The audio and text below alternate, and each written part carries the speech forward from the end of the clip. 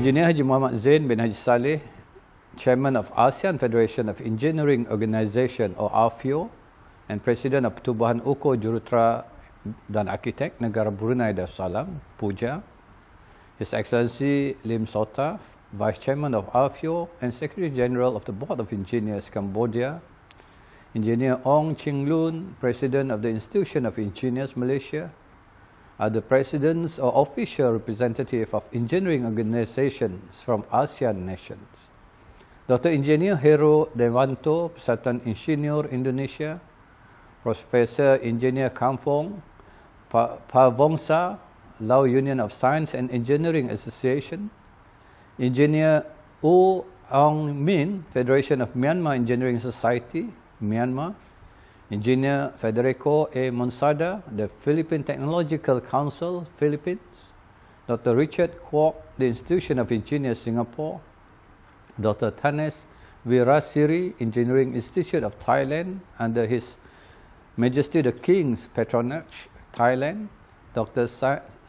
Phang Huan Dung, Vietnam Union of Science and Technology Association, Vietnam.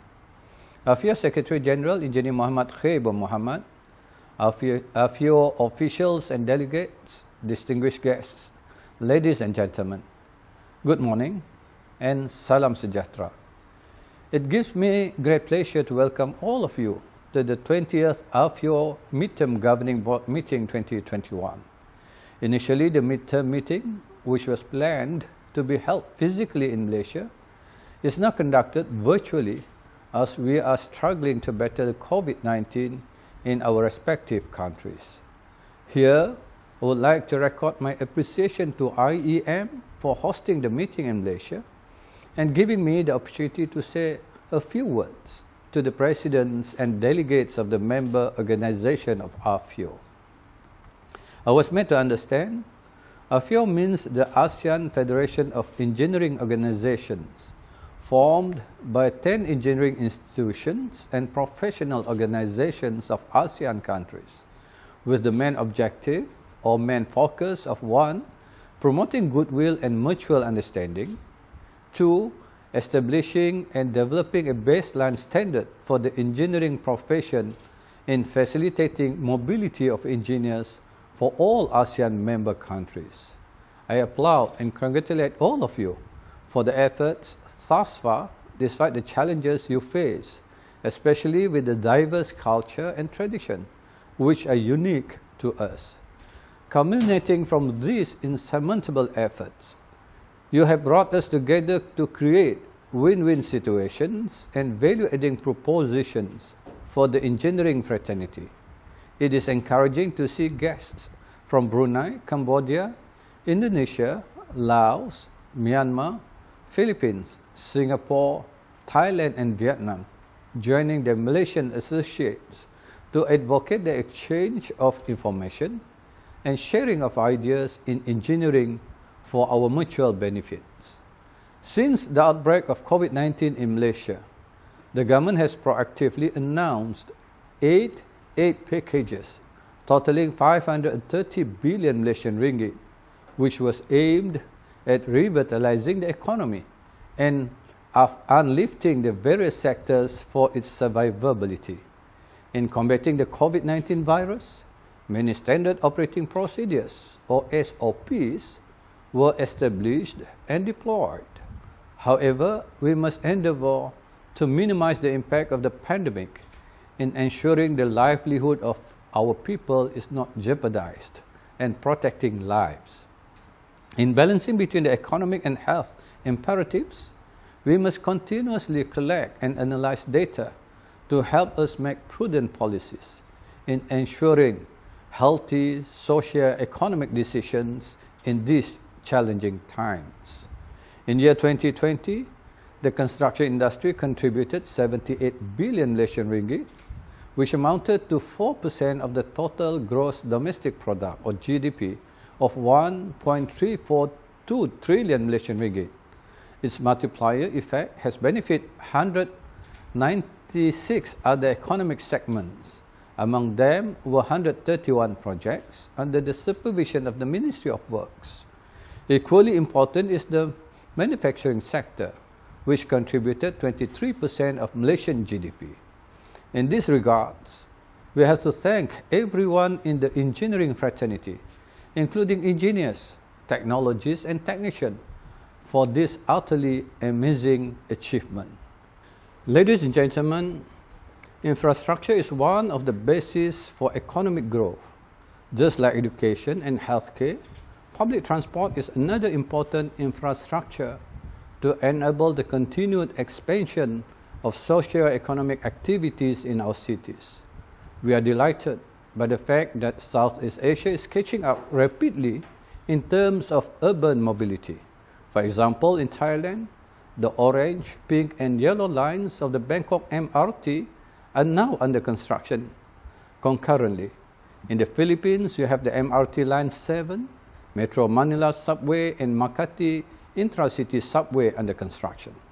On the other hand, our Vietnamese counterpart is building metro in 2 cities simultaneously, namely Line 3 of Hanoi Metro and Line 1 of Ho Chi Minh City Metro. As for Indonesia, 3 networks, namely the Jakarta MRT, Jakarta LRT, and also the Greater Jakarta LRT, are moving at full steam. Meanwhile, Singapore, the pioneer of MRT in Southeast Asia, is also pushing forward with the Thomson East Coast Line. It is certainly an exciting time for engineers in the Southeast Asia. Malaysia is no exception, with many infrastructure projects taking place. For instance, the first phase of MRT2, the Putrajaya line, will be opened to service this November, followed by the light rail transit 3 from Petaling Jaya to Klang in 2024. And that's not all. Malaysia and Singapore are building the first ever international rapid transit in the world, linking Johor Bahru and Singapore via a bridge across the Tebrau Straits, which is scheduled for completion by year 2026. When the borders are open, we shall visit one another physically and enjoy the improved mobility in the region.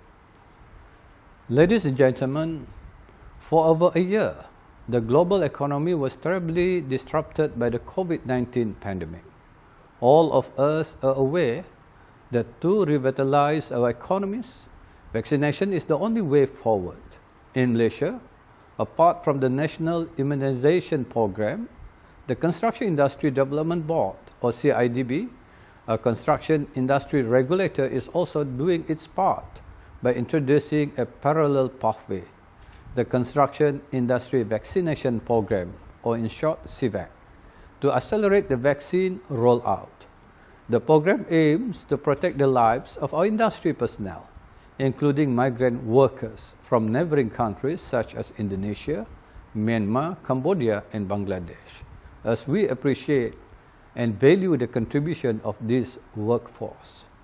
With the ASEAN Engineering Register, or AER, it is hoped that top-notch experts of every country can come together and work hand in hand by collaborating and sharing technologies in the ASEAN region to solve our local problems for the benefit of everyone in the region. So, ladies and gentlemen, undeniably, digitalization has transformed our way of life, and the construction industry is no exception. In Malaysia, the CIDB has published the Construction 4.0 Strategic Plan 2021 to 2025, a roadmap that aims to propel the construction industry in moving forward vigorously. While the initial investments may be higher, the significant time saving and increase in efficiency will certainly make it worthwhile. Having said that, I'm glad that with this online platform, I can officiate the opening of this virtual meeting and welcome the presidents and representatives of AFEO together with our local guests who are here today for the 20th AFEO Midterm Governing Board virtual meeting. This year, we'll see a fantastic lineup of sessions in the AFEO Midterm meeting, covering topics such as disaster preparedness, mitigation and management, environmental engineering, education and capacity building, sustainable city, transportation and logistics, and many more. It is my fervent hope that all of you will enjoy a fruitful meeting and practice whatever we learn together to make ASEAN a greater place for all of us.